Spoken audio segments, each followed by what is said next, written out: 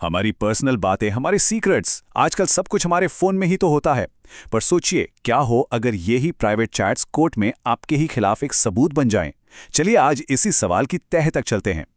और देखिए, ये कोई हाइपोथेटिकल सवाल नहीं है। इसका जवाब मिलता है एक असली कोर्ट केस से, जो हमें बताता है कि इस डिजिटल दुनिया में हमारी प्राइवेसी की लाइन कितनी धुंधली हो चुकी है।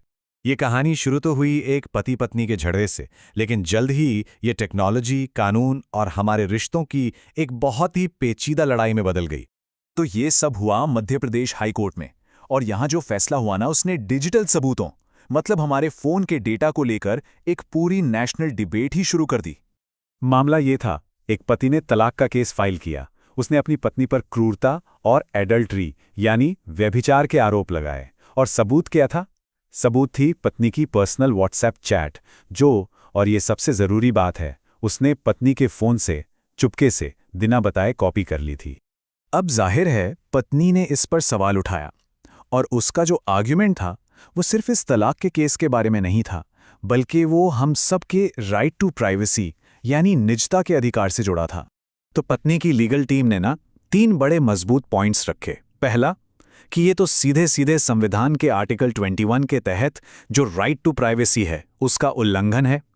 दूसरा पॉइंट, जिस तरह से ये चैट्स निकाली गईं वो तरीका ही इल्लीगल था, इंफॉर्मेशन टेक्नोलॉजी एक्ट के खिलाफ। और इसीलिए तीसरा और सबसे अहम तर्क ये था कि भाई जब सबूत ही अवैध तरीके से लिया गया है तो उसे कोर्ट में एविडेंस माना ही नहीं जाना चाहिए। सिंपल। लेकिन जैसा कि हर कहानी में होता है, इसका एक दूसरा पहलू भी था, पति का आर्ग्यूमेंट, और उसका फोकस था सच्चाई पर। तो यहाँ आकर मामला फंस गया। एक तरफ थी पत्नी, जो कह रही थी ये मेरी प्राइवेसी पर हमला है और ये सबूत इल्लीगली लिया गया है। दूसरी तरफ था पति, जिसका कहना था कि ये चैट्स केस के लिए रिलेवेंट हैं, मतलब ज़रूरी हैं, और ये सच्चाई को सामने लाएंगे। और उसने एक खास कानून का सहारा लिया, फैमिली कोर्ट्स एक्ट का सेक्शन 14, ये कहते हुए कि ये सेक्शन इसकी इजाज़त देता है। तो ये पूरी कानूनी लड़ाई आप देखिए इस एक पॉइंट पर आकर टिक गई, सेक्शन 114। दोनों तरफ के आर्ग्यूमेंट्स इसी कानून के आसपास घूम रहे थे। और अब सवाल ये था कि कोर्ट इस टकराव को कैसे सुलझाएगी। तो अब कोर्ट के सामने एक बहुत बड़ी चुनौती थी। एक तराजू के एक पड़ले पर था निजता का अधिकार और दूसरे पर थी सच्चाई तक पहुंचने की जरूरत। उन्हें इसी में बैलेंस बनाना था। अब ये सेक्शन 14 है क्या, इसे समझना बहुत जरूरी है। देखिए, ये फैमिली कोर्ट्स को एक तरह की स्पेशल पावर देता है। ये कहता है कि फैमिली कोर्ट किसी भी ऐसी जानकारी को सबूत मान सकती है जिससे केस सुलझाने में मदद मिले, भले ही वो नॉर्मल एविडेंस लॉज जैसे इंडियन एविडेंस एक्ट के हिसाब से एडमिसिबल ना हो। तो कोर्ट के सामने सीधा सवाल ये था, इस खास केस में ज्यादा जरूरी क्या है, एक व्यक्ति का राइट टू प्राइवेसी या फिर एक फेयर ट्रायल, एक निष्पक्ष सुनवाई जिसके लिए सारे रिलेवेंट सबूतों का सामने आना जरूरी है। और इसका जवाब देने के लिए कोर्ट ने एक बहुत ही landmark judgment K S. Puttaswamy case का जिक्र किया। उस फैसले में साफ कहा गया था कि हाँ, राइट टू प्राइवेसी एक फंडामेंटल राइट है, लेकिन ये एब्सोल्यूट नहीं है, मतलब ये असीमित नहीं है। न्याय के लिए इस पर कुछ वाजिब पाबंदियां लगाई जा सकती हैं।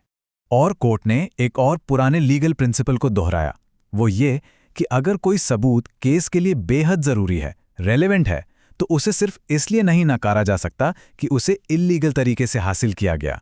सबूत कैसे मिला वो एक अलग सवाल है, लेकिन उसकी रेलेवेंस ज्यादा जरूरी है।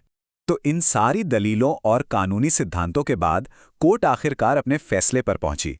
और सिर्फ फैसला ही नहीं सुनाया, बल्कि आगे के लिए कुछ बहुत जरूरी गाइडलाइंस भी तय की।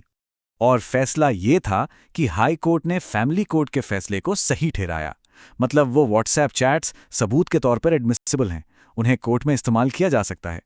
लेकिन यहां एक बहुत बड़ा लेकिन है। कोर्ट ने 3 बातें साफ की, और यह समझना सबसे ज्यादा जरूरी है।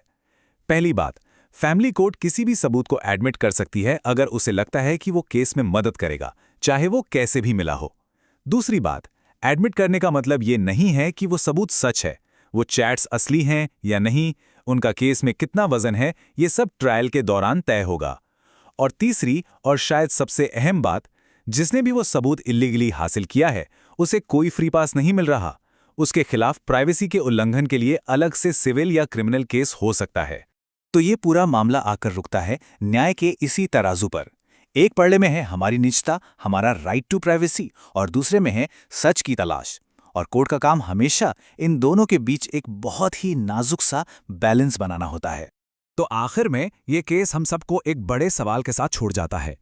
हमारी इस डिजिटल दुनिया में जहां सब कुछ ऑनलाइन है, प्राइवेसी के अधिकार और सच को जानने की जरूरत, इन दोनों के बीच की वो लकीर, वो लाइन आखिर कहां खींची जानी चाहिए? इसका जवाब ही तय करेगा कि आने वाले समय में हमारे कानून और हमारे अधिकार कैसे होंगे।